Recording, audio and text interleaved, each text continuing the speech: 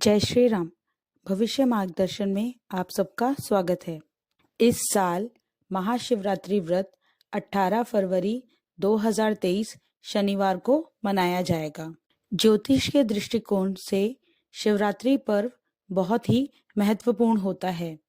चतुर्दशी तिथि के स्वामी भगवान भोलेनाथ स्वयं होते हैं, इसलिए हर महीने की कृष्ण पक्ष की चतुर्दशी को मासिक शिवरात्रि मनाई जाती है। ज्योतिष शास्त्रों में इस तिथि को अत्यंत शुभ बताया गया है। गणित ज्योतिष के हिसाब से महाशिवरात्रि के समय सूर्य उत्तरायण हो चुके होते हैं और ऋतु परिवर्तन भी चल रहा होता है। ज्योतिष के अनुसार चतुर्दशी तिथि को चंद्रमा अपनी कमजोर स्थिति में आ जाते हैं। चंद्रमा को शिवजी ने मस्तक पर धारण किया हुआ है, अतः शिवजी की पूजन से व्यक्ति का चंद्रमा सबल होता है, जो कि मन का कारक है। दूसरे शब्दों में कहें तो शिवजी की आराधना इच्छा शक्ति को मजबूत करती है और अदम्य साहस और दृढ़ता का संचार करती है। महाशिवरात्रि की पौराणिक कथा। शिवरात्रि को लेकर बहुत सारी कथाएं प्रचलित है। विवरण मिलता है कि भगवती पार्वती ने शिव को पति रूप में पाने के लिए घनघोर तपस्या की थी। पौराणिक कथाओं के अनुसार इसके फलस्वरूप फागुन कृष्ण चतुर्दशी को भगवान शिव और माता पार्वती का विवाह हुआ था। इसी कारण महाशिवरात्रि को अत्यंत महत्वपूर्ण और पवित्र माना जाता है। महाशिवरात्रि व्रत पौराणिक कथाओं के अनुसार चित्रभानु नामक एक शिकारी था। जानवरों की हत्या करके वह अपने परिवार को पालता था। वह एक साहूकार का कर्जदार था, लेकिन उसका ऋण समय पर ना चुका सका। क्रोधित साहूकार ने शिकारी को शिव मठ में बंदी बना लिया। संयोग से उस दिन शिवरात्रि थी। शिकारी ध्यान मगन होकर शिव संबंधी धार्मिक बातें सुनता रहा। चतुर्दशी को उसने शिवरात्रि व्रत की कथा भी सुनी।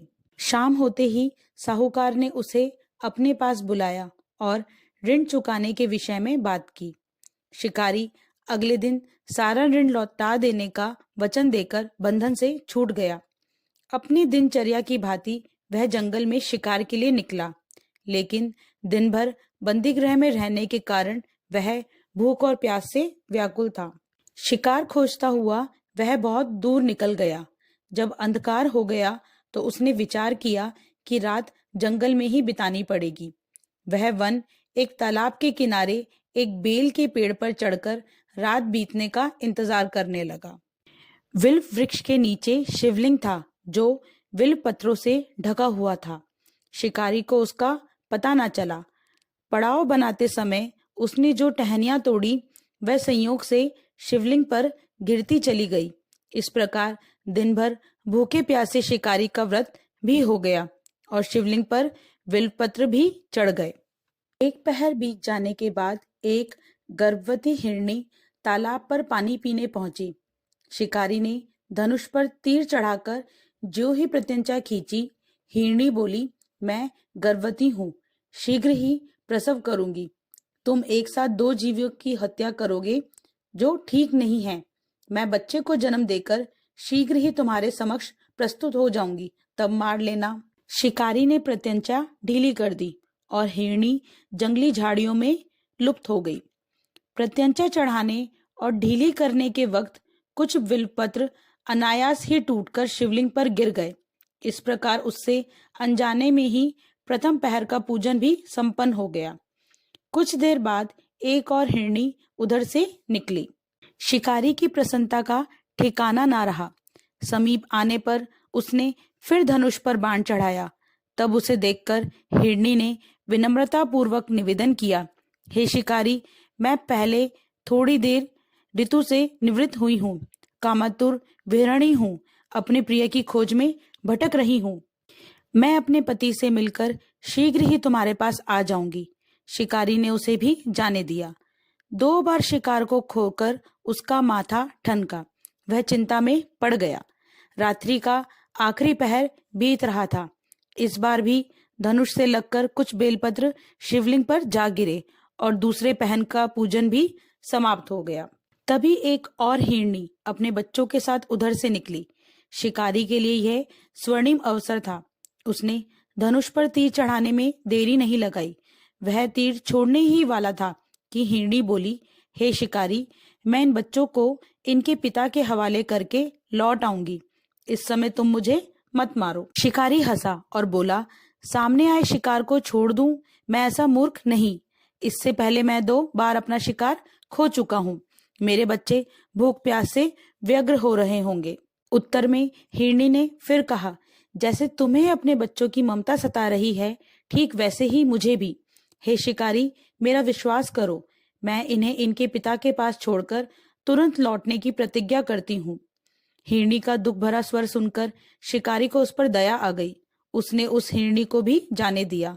शिकार के अभाव में और भूख प्यास से व्याकुल शिकारी अनजाने में ही वेल वृक्ष से बैठा बेलपत्र तोड़ तोड़ कर नीचे फेंकता जा रहा था।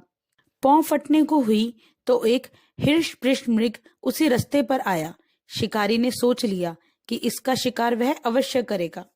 शिकारी की तनी प्रत्यंचा देखकर मृग विनीत स्वर में बोला, हे शिकारी, यदि तुमने मुझसे पूर्व आने वाली 3 हिरनियों और उनके छोटे छोटे बच्चों को मार डाला है तो तुम मुझे भी मारने में विलंब ना करो, ताकि मुझे उनके वियोग में एक क्षण भी दुख ना सहना पड़े। मैं उन हिरनियों का पति हूँ। यदि तुमने उन्हें जीवन दान दिया है तो मुझे भी कुछ क्षण का जीवन दान देने की कृपा करो। मैं उनसे मिलकर तुम्हारे समक्ष उपस्थित हो जाऊंगा। मृग की बात सुनते ही शिकारी के सामने पूरी रात का घटना चक्र घूम गया। उसने सारी कथा मृग को सुना दी। तब मृग ने कहा, मेरी तीनों पत्नियां जिस प्रकार प्रतिज्ञाबद्ध होकर गई हैं, मेरी मृत्यु से अपने धर्म का पालन नहीं कर पाएंगी। अतः जैसे तुमने उन्हें विश्वास पात्र मानकर छोड़ा है, वैसे ही मुझे भी जाने दो। मैं उन सब के साथ तुम्हारे सामने शीघ्र ही उपस्थित होता हूँ। शिकारी ने उसे भी जाने दिया। इस प्रकार प्रात हो आई। उपवास, रात्रि जागरण और शिवलिंग पर बेलपत्र चढ़ने से अनजाने में ही शिवरात्रि की पूजा पूर्ण हो गई। पर अनजाने में ही की हुई पूजन का उसको तत्काल परिणाम मिला। भगवान शिव की कृपा से शिकारी का हृदय बदल गया। शिकारी का मन निर्मल हो गया। कुछ देर बाद ही शिकारी के सामने संपूर्ण मृग परिवार मौजूद था, ताकि शिकारी उनका शिकार कर सके। लेकिन शिकारी ने ऐसा नहीं किया और सभी को जाने दिया। महाशिवरात्रि के दिन शिकारी द्वारा पूजन की विधि पूर्ण करने के कारण उसे मोक्ष प्राप्त हुआ। शिकारी की मृत्यु होने पर यमदूत उसे लेने आए तो शिवगणों ने उन्हें वापस भेज दिया। शिवगण शिकारी को लेकर शिवलोक आ गए। भगवान शिव की कृपा से अपने इस जन्म में राजा चित्रभानु स्वयं के पिछले जन्म को याद रख पाए और महाशिवरात्रि के महत्व को जानकर उसका अगले जन्म में भी पालन कर पाए। आशा है आपको ये जानकारी अच्छी लगी हो। ऐसी ही अधिक जानकारी के लिए हमारे चैनल को लाइक, शेयर व सब्सक्राइब करें। जय श्री राम।